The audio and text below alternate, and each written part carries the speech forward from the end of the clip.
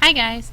Okay, so today for reading, we're going to be reading a new piece of text, and it's a short text, but it links well to the story that we've been studying so far this week about Rachel's journal and their quest on the Oregon Trail as they move forward with westward expansion. And when we read Rachel's journal, we learned about all the hardships and some of the things that happened to Rachel and other pioneers like her on their trip west on the Oregon Trail. And this story that we have today is Westward to Freedom, and this is actually an informational text. This informational text, it gives lots of facts and details about the topic that we've been talking about, so the Oregon Trail, in this time period that in the 1800s. Remember, we talked about how it was in the 1800s when this event happened, when many pioneers traveled west on the Oregon Trail.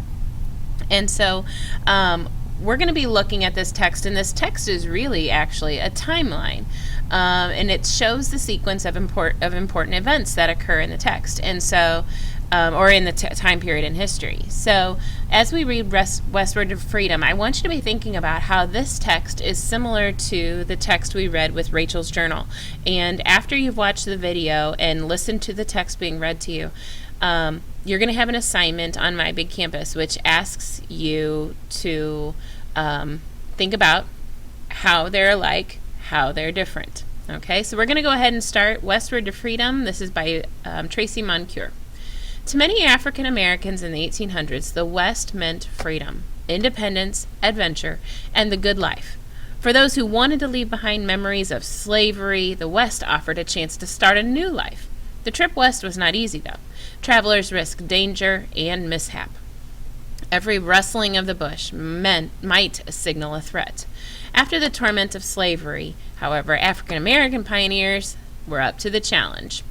So down here in the graphics below, you guys can kind of see the beginnings of a timeline. And these are the milestones in the westward movement of African Americans. Now, if you remember from Rachel's journal, she was a white girl traveling west. And so this details how African Americans, what was happening for them in the westward movement during this time period. So in 1835, Southwest and California are acquired. Okay, and then it says in 1849 and 1852, about 4,000 African Americans joined the California Gold Rush. So remember, that was a time period where there were so many people headed west because, they heard of gold and they dreamed of making it big, and so they traveled west in hopes of being a part of that movement and striking it big. Okay, now we're going to continue on. So now, if you're following along, we're on page 741. It says from mountain men to settlers. Hang on a second. African Americans were part of the United States westward expansion from the start. York, William Clark's manservant, was a valued member of the Lewis and Clark expedition in 1803. Mountain men such as James Beckwourth, and he lived from 1798 to 1866, were early settlers of the Wild West. Some historians believe that as many as 1 in 4 cowboys was African American. And if you guys remember from last week, you read the story about cowboys and kind of how they developed over time.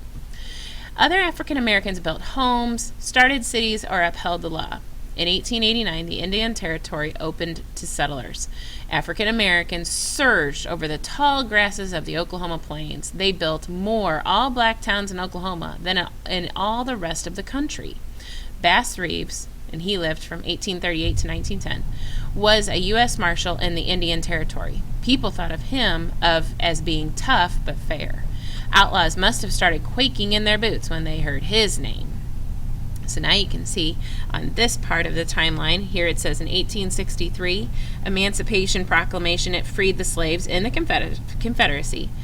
And during about that same time period, the Civil War was taking place. So all those events that we saw on the previous page were taking place before the Civil War, whereas now we have events taking place during the Civil War.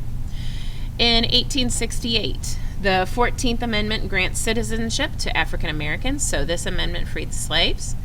In 1877 to 1879, we have Benjamin Pap Singleton helps African Americans settle in Kansas. And then in 1889, African Americans joined the Indian Territory land rush. So again, we're thinking about how this story is similar to how the events we're reading about in this story are similar to what we've read in Rachel's journal. Okay, now we're on page 742, so we're going to keep on reading. It says, helping others on the path to freedom. Many African American pioneers became successful in business. They often used their wealth to help others find better lives. Here we have a man named Biddy Mason, and there's his picture. He lived from 1818 to 1891. Biddy Mason traveled with her owner to California in 1847. Her owner balked at giving her freedom, so a judge lectured him, saying that California was a free territory, and later she owned land in Los Angeles. She became the city's richest citizen, and she used her wealth to help those in need. And now we have Clara Brown. Clara Brown from 1800 to 1885. Clara Brown also began her life enslaved. After some time, she overcame this disadvantage and fared well. She gained freedom and became the first African American woman to settle in the Colorado gold fields. She started a laundry business, and she invested in mines too. A beacon of hope to freed slaves, she helped many people move to the West. And here you can see on this caption here, this picture where you see the men with their horses, it says, a regiment of African American cavalry known as Buffalo Soldiers stand next to their horses. And so you can see that here we have men where the African American men after the Civil War were allowed into the military, and they had their own regiments where they fought for and protected the land. Okay? So now after reading, I want you to think about how is this story and Rachel's journal, how is it similar or different?